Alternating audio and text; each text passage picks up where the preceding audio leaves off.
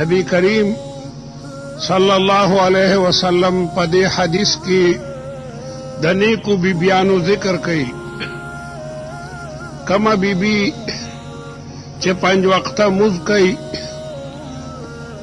د رمضان مبارک میاشت راشي د هغې روجې نیسي د الله نه یریږي د خاوند خبره مني د خپل شرمګاه حفاظت کوي زندگی د پردې او د حیاوي او دا مړه شي او د قیامت ورځ شي قیل لها دیت بویل شي ادخل الجنت او مبارکی بیوی جنت تا داخل شا جنت تزا من ای ابوابها الثمانیت شئتی پدیتو دروازو کی چه دکم دروازه خوخی نیکی بیبی تبا دا جنت اتوار دروازے بیرتی حالانکہ انسان خو پیو دروازه داخلی گی لیکن دیتا اعزاز و اکرام وی بادشاہان چې یو ته دي نو په ټولو لارو ورته خلکو دروازې جوړ کړي حالانکه خو په یو لاره تیر شي لیکن د ښاري ټولو بازارونو کې پردې لګېدلي الاله کپړې په خلکو ژوندې کړې وي ګلونه پې اچولي مختلف رنګارنګ دروازې جوړې وي دا د اعزاز او د اکرام دپاره نیکه بیبي هغه بیبي دا چې هغه د خپلې پردې خیال ساتي هغه د کور د چاردیوارۍ نه بهر ته نوځي هغه د قرآن مجید په دغه حکم باندې عمل کوي وقرن فی بیوتکن الله تعالی بیبیانو ته وایي په کورونو کې اوسېږئ او پرده کوئ نن سبا د انګریزانو د وجې نه او د انګریزي تعلیم د وجه نه ډېرې ښځې په اسلام اعتراض کوي چې د ښځې د پردې د وجه نه د ډېرو علمي ترقو نه لګیا دی محرومه شوه انګریزان دا پروپیګنډه کوي د دین دشمنان دا پروپیګنډه کوي چې خلکو مسلمانانو دغه ښځه په کور کې قیده کړې ده دا یې بنده کړې ده دا یې وینځه کړې ده دې هېڅ ترقي ونه که ښځې ته پکار ده چې دا بهر میدان ته راوځي او د سړي سره څنګ په څنګ په کار کې شریکوي سړی ملازمت کولی شي ولا ښځه ملازمت نشي کولی هغه دکان کوي ښځه دکان نشي کولی سړی زمینداري کوي دا زمینداري نشي کولی ښځې ته پکار ده چې دا د سړي سره بالکل نیغه صف په صف ودرېږي اسلام ښځه په قیدخانه کې بندوي د طالبانو حکومتو په دې پېښور کې د طالبانو نمایندګي وه اتفاقا زم تلم انګریزان رالل یو افغانی ترجمان راغی چېرې اخباری نمایندگان راغلی دي تاسو سره ملاویږي د طالبانو مشر ورته وایي چې را دي شي بیا هغه راغی یا هغې سره یو ښځه هم ده طالبانو وایي ښځه به نه راځي بیا راغله که هغه بورخه کې وي طالبانو وایي بورخه کې دې هم نه راځي زه ورسره وم هلکه خیر دی بورخه کې دې راشي که نه چې په پرده کې یو انګریز راځي خو راځي شي دا په بازارونو کې ښځې چې په برخو کې ګرځي زما د وینا د وجې نه هغې ښځې ته اجازت ورکړو هغه هم راله او داسې برخه یې ورته کتلې وه چې تا وې بس د سید د کور بیبي ده یا د چا قاضي لور د ځان یې سم پټ کړی کېناسته نو ټول نه مخکې هغې خبرې شروع کړي ما په زندګۍ کې وی چېرته مخ نه دی پټ کړی زه دا محسوسومه چې تاسو ده لکه په جیل کې بنده کړي یم او داسې او داسې او داسې د طالبانو هغې مشر ورته ښه جوابونه ورکړل چې موږ مذهب لرو زموږ تعلیمات دي زموږ شریعت دی زموږ قرآن دی زموږ حدیث دی په هغې کې رب العالمین جل جلاله چې کوم احکام موږ ته بیانوي موږ د هغې پابند وو دې وجه نه ښځه دا به په کور کې وي او دا به په پرده کې وي هغه ښځې هم دغه وی چې دا خو ډېر لوی ظلم دی، ښځه هم پکار ده چې میدان ته راوځي. دا د دې ښځو بېوقوفي ده. الله تعالی فرمایي چې ما هر څیز کې جوړه جوړه پیدا کړې ده. دا یوازې ښځه او سړی جوړه نه ده، حیواناتو کې هم جوړه جوړه ده، په ونو کې هم جوړه جوړه ده، په ونو کې مذکر مي مؤنث مي شوه که مذکر ده ورسره یو شوه مؤنث مي، په کجورو کې که یو کجوره مذکره ده بله مؤنث وي، بلکې دا تمام کائنات جوړه جوړه ده. څنګه ده ومن کل شیء خلقنا زوجین، قرآن وی ومن کل شیء، د هر څیز نه خلقنا زوجین، مونږه پیدا کړي دي جوړه جوړه. مشینونه نه ګوري، هغې کې باقاعده پردې لګېدلي، هره پرده په خپله دایره کې کار کوي. انجینیر مشین جوړونکي چې کومې پرزې په مشین کې لګولې دي او فټ کړي دي، په دغه طریقه به مشین چلیږي. او که یو سړی خپله کاریګري پکې شروع کړي، پیچکس راوالي او هغه یو پرده د هغه ځای نه بدلوي، په بل ځای لګوي، مشین به ځان ته وران کړی، مشین به ځان ته وراني. نو یقینا سړی او ښځه دا دوه پرزې دي، او دا الله تبارک وتعالی دې دپاره پیدا کړي چې د دوی د وجې نه نسل انساني الله تعالی سیوا کړي. پیغمبر علیہ السلام فرمایي تزوجوا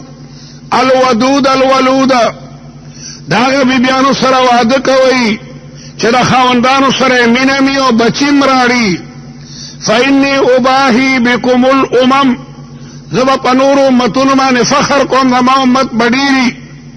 نو د واده مقصد هغه اولاد هغه راړل دي. او قرآن مجید وایي چې دغه ښځه تا لپاره سکن دی، ستا دپاره د اطمینان او د خوشحالۍ او د تسلی او ذریعه ده. نو که ښځه په خپله دایره کې لګیا ده کار کوي او سړی په خپله دایره کې کار کوي، نو دا ګاډه به په دو پایو باندې په ښې طریقه باندې چلیږي. د ښځې په ذمه باندې درې لوی اهم کارونه دي. یو دا چې دا حامله شي او بیا د هغې نه پس وضع د حمل ده چې بچی پیدا کیږي، بیا د هغې نه پس د بچي تربیت دی. دا درې واړه خبرې ښځه کې موجودې دي، سړی دا نشي کولی. ښځه حامله شي، خاوند د یو ښځې سره یو ځایوالی وکړو او نطفه لاړه رحم ته او بچي په رحم کې قرار ونیولو، 9-10 میاشتې پس بچی پیدا شو، د دې بچي پالنه دغه مور کوي، تربیت یې دغه مور کوي. نو په دې طریقه باندې ښځه دا به په کور کې دننه وي او خاوند هغه به دغې ښځې لپاره د نانو نفقې او د سکنا او د جامو چې کوم دی نو انتظام کوي. قدرتی یو فاعلی بل منفعلی، یو مؤثری بل مؤثری. ګورئ نه یو سړی په ستنه باندې چې جامه ګنډي، نو هغه ستنه ښه مضبوطه ده او جامه ورته باریکه ده. که دغه جامه هم د اوسپنې په شان مضبوطه نو ګنډل به څوک وکړي؟ ځمکه نرمه ده، سړی په ټکټر یا په ایوي باندې اړوي. که دغه ځمکه هم د پالې په شان مضبوطه وي، د ایوي به څنګه کیدی شي؟ په دنیا کې هر شی چې په بل کې اثر کوي نو هغې کې د قبولیت ماده پرته وي، د هغې نه پس هغه شی چې کوم دی نو ترقي کوي. نو رب العالمین جل جلاله دغه سړی او ښځه چې پیدا کړي دي د دوی بیل بیل داره کار دی. او که نه ښځه ځان نه سړی جوړ کړي او سړی د ځان نه ښځه جوړ کړي، لکه یورپ کې اکثر دغسې کېږي، نه بیا د زندګۍ هغه ګاډه بالکل چې کوم دی نو وراني. بلکې انګریزان خلاصه ښځې ته د حق د طلاق حق ورکوي. نو بلا کسان دغسې مطلق ګرځي، ښځې طلاق ورکړي بل خاوندو کې هغې ته طلاق ورکو بل. نو ما دا عرض کولو چې د بیبیانو بله دایره کار دی د ښځې دپاره د کور زندګي د پردې زندګي د تقوا زندګي دا د هغې لپاره عزت دی ښځه چې د سړي کار کوي نو ښه نه ښکاري یوه ښځه ده مثلا په خر باندې بوره اچولي او چوکه ورسره ده او خر سړي ټولو په نظر کې سپکه راځي ښځه ده لګیا ده جانګۍ نیولي ده یې کوي د ټولو په نظر کې سپکه راځي ښځه ده پرېړه ولاړه ده او لګیا ده سودا خرڅوي ښځه چې د سړي کار والي د خلکو په نظر کې ښه نه راځي او چې سړی ځان نه ښځه جوړه کړي د ښځو جامې اچولي دي او دغه رنګې د ښځو په شان ماشوم لګیا د خپلې سینې سره لګوي چېرې د خپلې سینې نه ورته پی ورکوم تمامه دنیا به ورسره خندا کوي چې لکه ته الله تعالی سړی پیدا کړی ته به د سړو کار کوي او دا الله تعالی ښځه پیدا کړې ده دا به د ښځې کار کوي نو د موجوده تعلیم یافتو ښځو دا اعتراض بالکل بیجا دی چې موږ د تعلیم نه پاتې شو پرده تا د تعلیم نه منع کوي د ام المؤمنین حضرت عائشہ رضی الله تعالی عنها په مخ د ځمکه د چا علم زیات دی هغه په پرده کې ده لیکن د علوم نبوت نیمه حصہ صحابه د ام المؤمنین حضرت عائشہ نه تپوس کوي لوی صحابه برالل پس دیوار د دیوال نه دی خو به تپوس کولو یې زمونږ مورې ته زمونږ ام المؤمنین یو مسله مونږ ته پېښه شوې ده دا څنګه ده بیبي به د کور نه باقاعده جواب ورکو لکه مور چې زوی ته جواب ورکوي په زرګونو روایات ام المؤمنین حضرت عائشہ رضی الله تعالی عنها نه منقول لی او په زرګونو بیبیانې تقریبا یو نیم زر بیبیانې محدثین شماری چې دینه به علماو باقاعده په پرده کې حدیثونه وي د بدایع صنایع عالم د ښځه د بدایع صنایع به ورته هغې لیکلو ده به املا کولو هغې به لیکل عربي لیکل څه ټوکه ده د لوی علماو لوړو هغه چې کوم دنو محدثینو ته سبقونه چې کوم دنو ویلي دي نو د ښځې په خپل کور کې اوسېدل او د ستر او د پردې خیال کول دا د ښځې لپاره د دارینو د سعادت خبره ده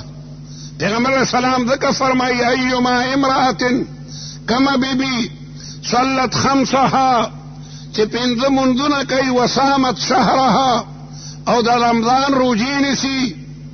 وخافت ربها د الله نه یریږي واطاعت زوجها او د خاوند تابعداري کوي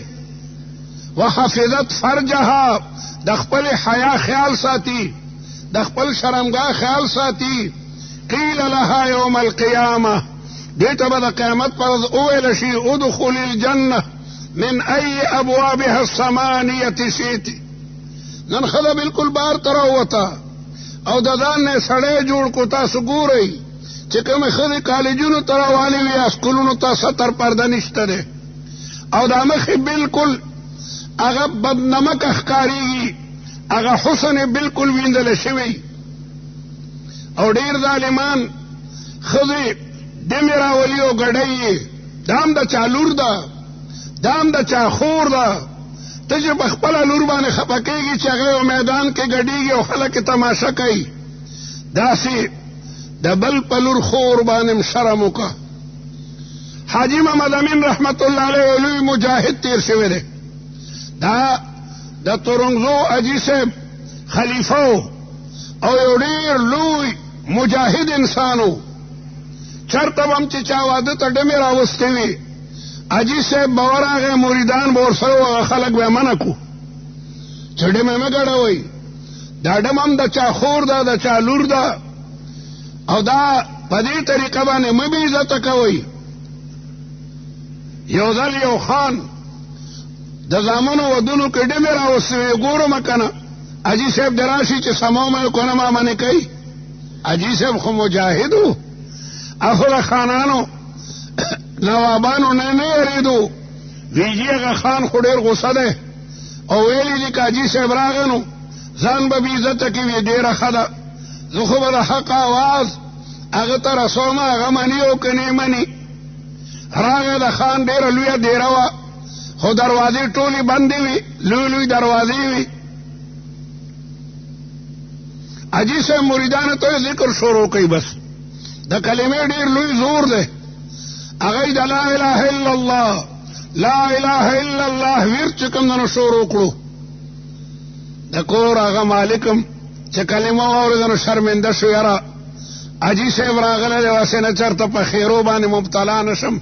غرق نشم، دروازه لرې که. حاجي صاحب سیده راغی، ګډمه ګډېده،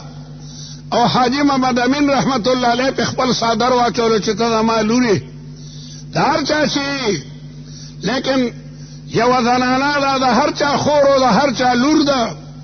دا صادر در باندې اچومه، تا ته الله تعالی د پردې حکم کړی دی، دا ظالمان دي چې ستا د عزت او د ناموس سره لګیا دی، لوبې کوي او خندا کوي. هغه هم د نر لور وه، د نر لور وه. یکدم یې توبه وویسته، وی حاجي صاحب چې تا په ما باندې صادر واچولو، دا صادر به د ده نه بدنامومه، بس سمه توبه یې وویسته او تمامې دنیا ته عبرت چې کوم دی نو هغه حاصل شلو. او د حاجي صاحب صادر هم څه معمولي صادر خو نو، هغه به په هغې کې ذکر و اذکار کولو، نوافل او طاعات او عبادات پې کولو، په هغې کې به مجاهدې کولې. د هغې دومره لوی برکت و چې په تمامو حاضرینو باندې یو لوی اثر وشو چې یاره بیا به واده کې مونږ ډمه نه راولو، پردی لور خور به مونږ نه راولو. دغه رنګې پیغمبر علیه الصلاة والسلام هم یو ځل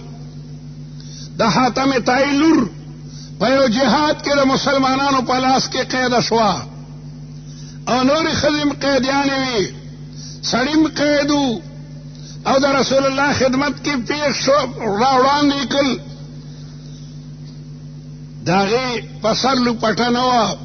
پیغمبر علیه الصلاة والسلام خپل مبارک صادر د هغې په سر باندې واچولو چې ته زما لورې، لور چې د هر چا لوري، هغه د هر مسلمان لور ده چې هغه وړوي. په هغې دومره لوی اثر وشو چې هغې د لا اله الا الله محمد رسول الله کلمه وویله. طالبانو چې هغه یو اخبار نویسه ښځه په افغانستان کې نیولې وه، هغې بیا اسلام راوړو.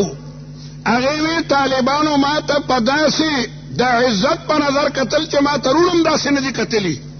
اوس هم هغه موجوده د اسلام یې راړلی دی. نو د ښځې قدر او قیمت هغه په پرده کې ده چې دا به په پرده کې وي. د دې مخ ته به ما سوا د مور او پلار نه او د رونو خویندو نه بل څوک نه ګوري.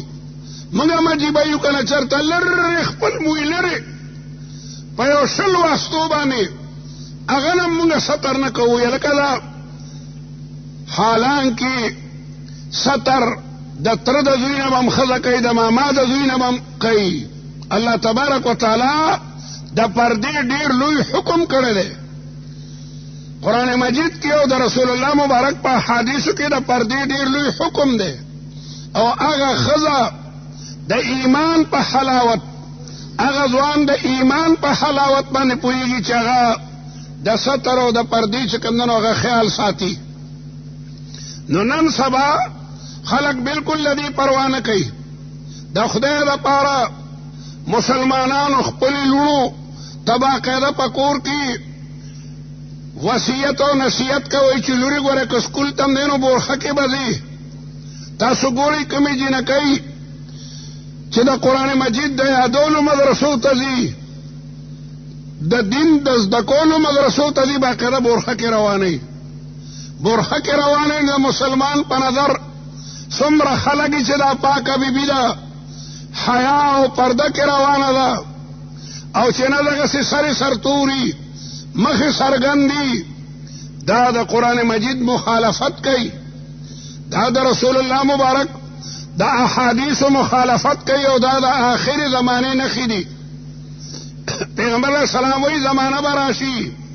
چې ښځې به په لاره کې چې دي نو مایلات ممیلات، قصدن به کږي وږي خپل د ښځو رفتار به یې پرېښی.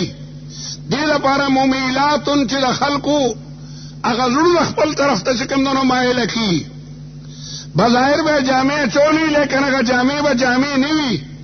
داغه نه به بدن با قاعده ښکاری لاس به ښکاری بلکې نن سبا دا مټیم با قاعده ښکارا کی سینام با قاعده ښکاری دینه من راغلی دا پیغمبر علیه الصلاۃ والسلام داغه بیبیانو تعریف کوي چې هغه د پنځو منځونو پابندي کوي د رمضان د روزو احترام کوي د الله تبارک وتعالی نه یری او د خپل حیا چې کوم دنو هغه خیال ساتي پرده دا واجب او فرض ده یو عورت ته او یو ستر د دوړو کې فرق ده د عورت پټول خو ټولو مذهبونو کې لازم دي د انسان عورت د نامې نه والی هم تر زنګونه پورې ده دا په تمامو مذاهبو کې د دې پټول لازمي دي او ښځه د سر نه تر قدمه پورې عورت ده المرأة عورة مستوره د ښځې بدن دا تمام عورت ده لیکن نن سبا تاسو ګورئ بعضې هلکان لوبې کوي نو دا زنګونونه ښکاري دا ناجایز دي د سړي د نامه نه لاندې او د دې زنګون نه بره دا بدن عورت ده او دا په ټولو مذاهبو کې یهودي نصرانی هندو سکھ تمامو مذهبونو کې د دې عورت پټول هغه لازمي دي او یو حجاب د حجاب پردې ته وایي د ښځې لپاره درې قسمه حجاب دي یو حجاب فی البیت چې دا به په کور کې وي او د کور نه بهر ته به نوځي ځکه الله تعالی وایي وقرن فی بیوتکن په کورونو کې اوسېږئ د پردې مسله دا د هجرت په 5م کال باندې راغلی ده د بیبي زینب واده د رسول الله مبارک سره وشلو تر دغه وختو پردې به نه وي ښځه به دغسې تله لیکن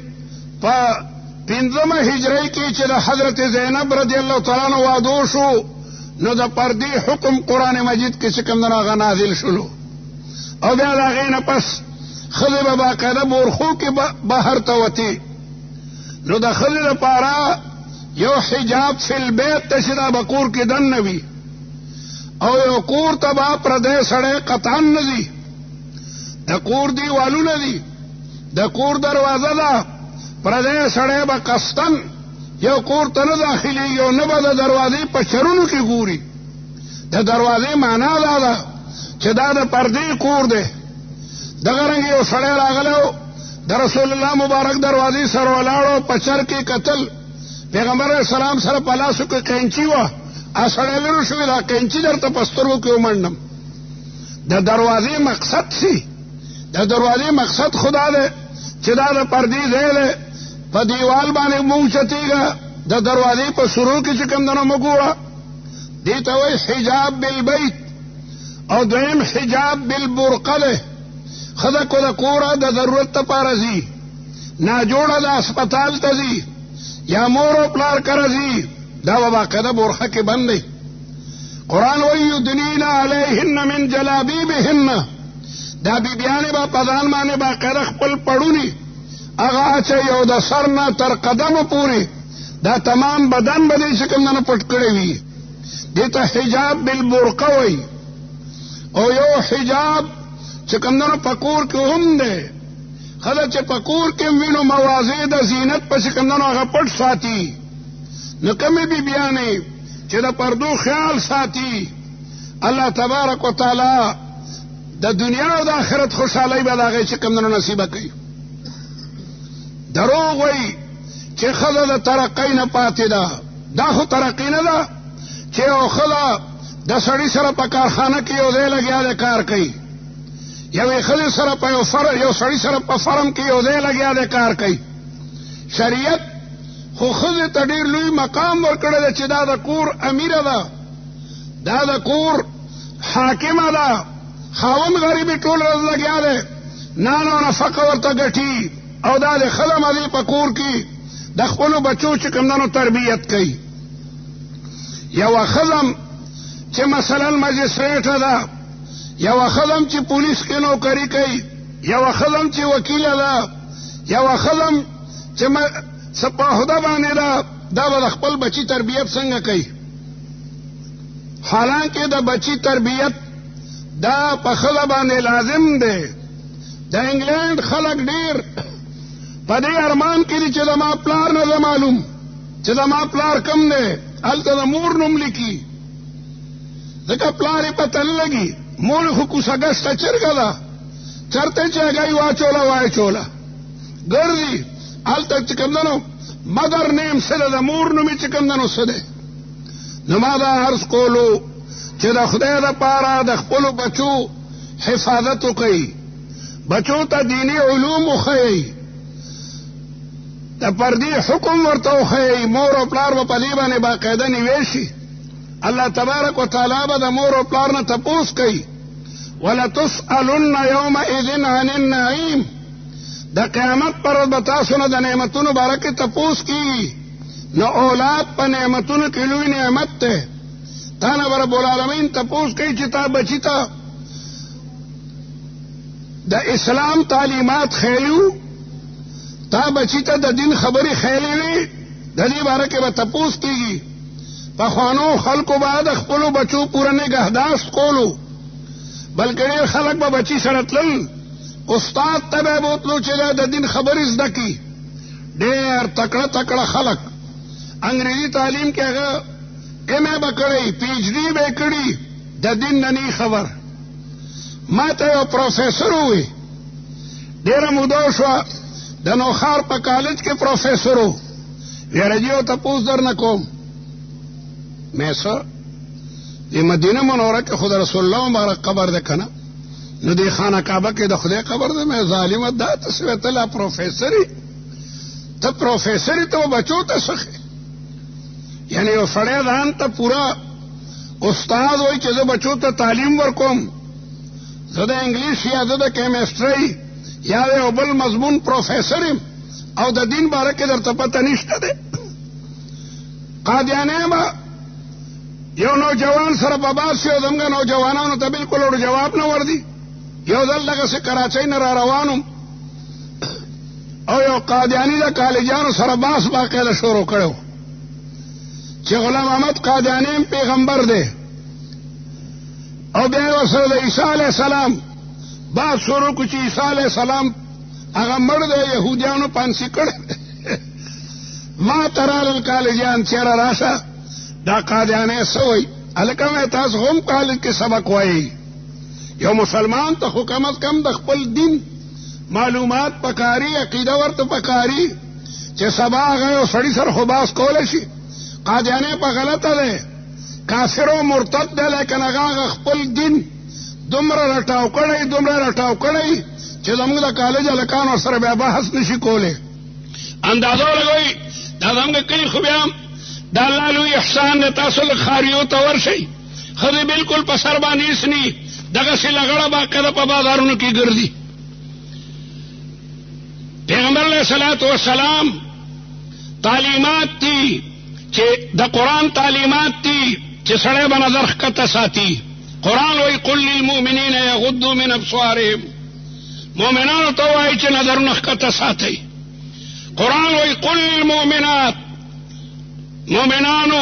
مؤمناتو بیبیانو ته مو وایي یغضضن من ابصارهن چې هغه به نظرونه ښکته ساتي شریعت څومره پاکیزه مذهب دی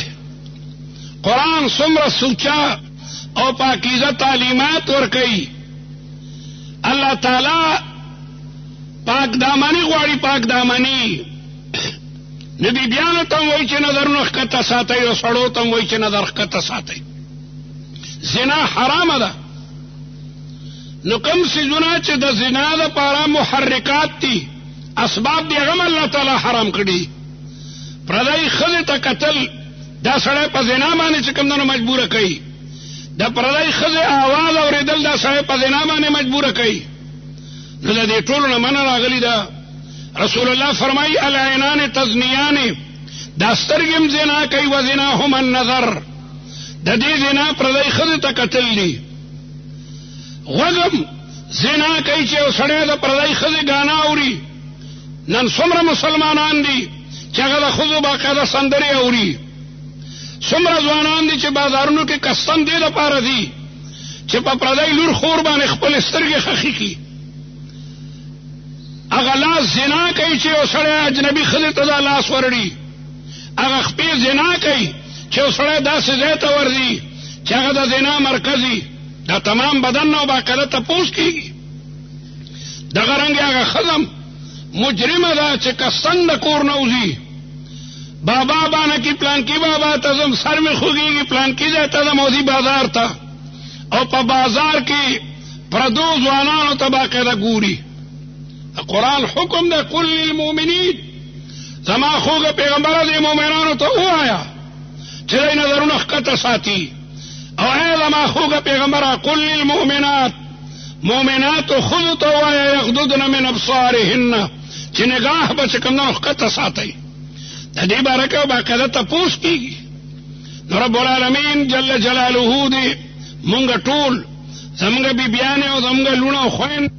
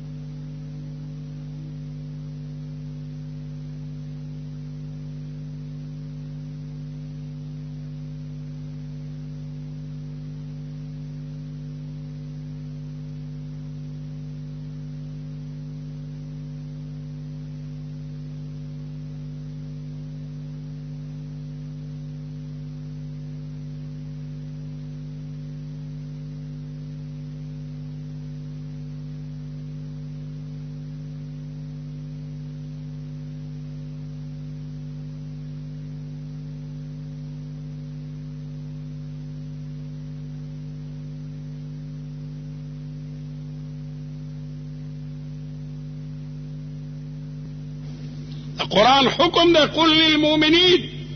زما خوږه پیغمبره دې مؤمنانو ته ووایه چې دوی نظرونه ښکته ساتي او ای زما خوږه پیغمبره قل للمؤمنات مؤمناتو ښځو ته ووایه یغضضن من ابصارهن چې نگاه به چې کوم ښکته ساتئ.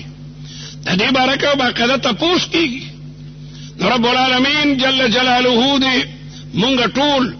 زمونږ بیبیانې او زمونږ لوڼه او خویندې د بې حیایۍ د سیلاب نه د زندقۍ او د الحاد نه محفوظ وساتي. محفوظ نن چې دا ټي وي ده او که دا وي سي آر ده او که دا ټول څیزونه دا صرف دې دپاره دي چې مسلمان نسل دکې بې حیایي راولي د مادر پدر آزاد شي د ده دړنه د اسلام حمیت د قرآن هغه عزت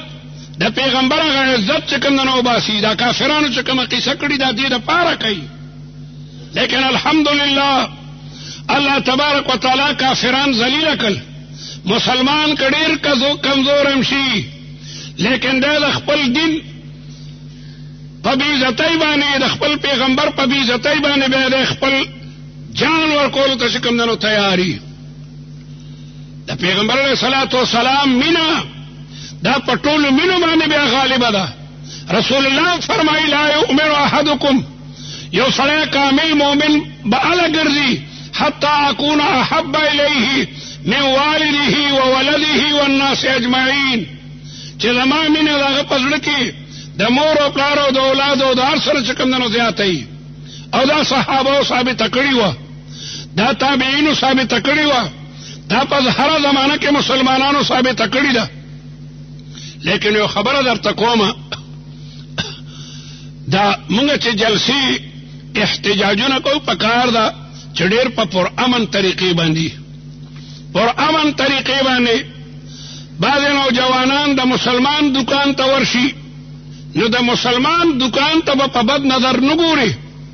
پیغمبر اسلام فرمایي انما دماؤکم و اموالکم و اعراضکم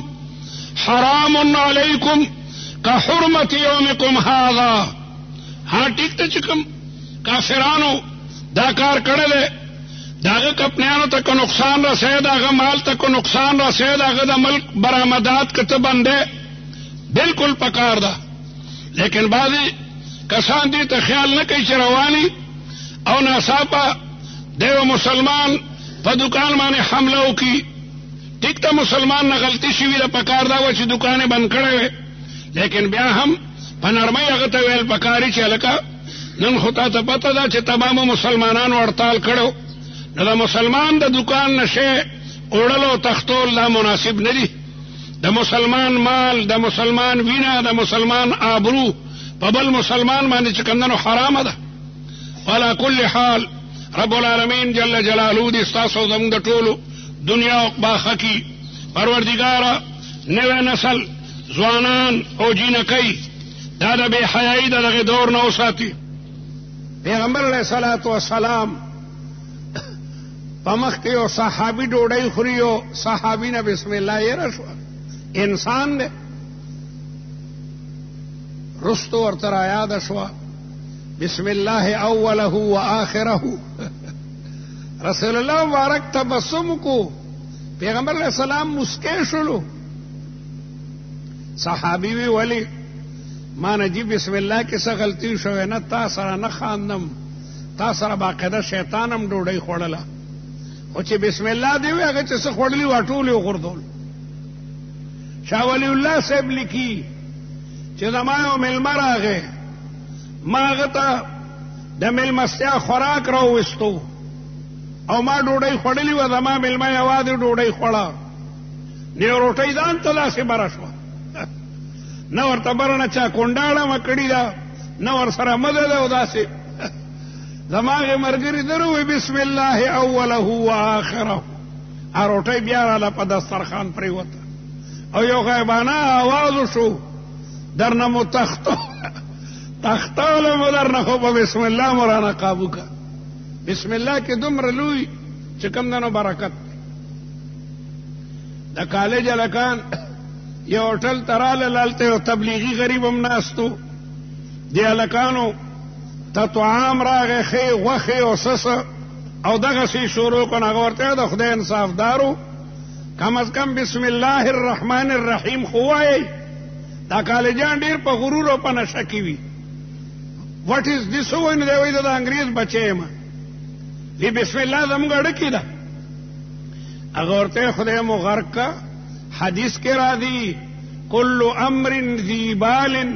لم یبدأ فیه باسم الله فهو اقطع وابتر. هر کار چې هغه ذی شانی او د هغې په سر کې بسم الله په ژبه ونه وی پړې کې خدار مسلمان دا الله تبارک وتعالی هغه ذکر چې کوم دنه موجود دی، لیکن په دغه ژبه وینا کې برکت ته په ژبه به وی بسم الله الرحمن الرحیم. دې کې به فیشن نه کې، هغه خوراک به ستا هضم شي او که بسم الله دې نه ویل شل بیماری به د هغې نه پیدا شي. یو سړی خپلې بیبي سره یو ځای کېږي، د هغې نه مخکې به دی وایي بسم الله الرحمن الرحیم. نو که د دې ملاقات نه الله تعالی د یو بچي فیصله کړي نو هغه بچی چې پیدا شي هغه به نیک صالحه وي، هغه به دینداره وي، هغه به د بیمارونو چې کوم دنو محفوظ وي. د الله تعالی په دغه مبارک نوم کې دومره برکت دی. ز بسم الله چیز نیست بهتر. د بسم الله نه یو شی بهتر نه دی. نهادم تاج بسم الله بر سر. الله وایي د قرآن مجید دا تاج ما د قرآن مجید په سر کې ما د بسم الله تاج چې کوم دنو کېښود. یو سړي بسم الله الرحمن الرحیم په یو کاغذ باندې خوشخط ولیکله او وصیت یې وکړلو کله چې زه مړ شم دغه بسم الله به ما سره په کفن کېږدئ. خلکو ورته د دې څه مطلب وی؟ د دې دا مطلب دی که مانه تپوس وشي نو زه به وایم چې خدایه ستا د کتاب پته بسم الله و بسم الله الرحمن الرحیم او ستا کتاب دا د بندګانو دپاره خط و، د هغې خط په پته او د هغې په ابتدا کې بسم الله الرحمن الرحیم همیشه لفافې د پاسه پته لیکلي وي. نو الله تعالی به ما د دې د برکته چې کوم دنو وبخي.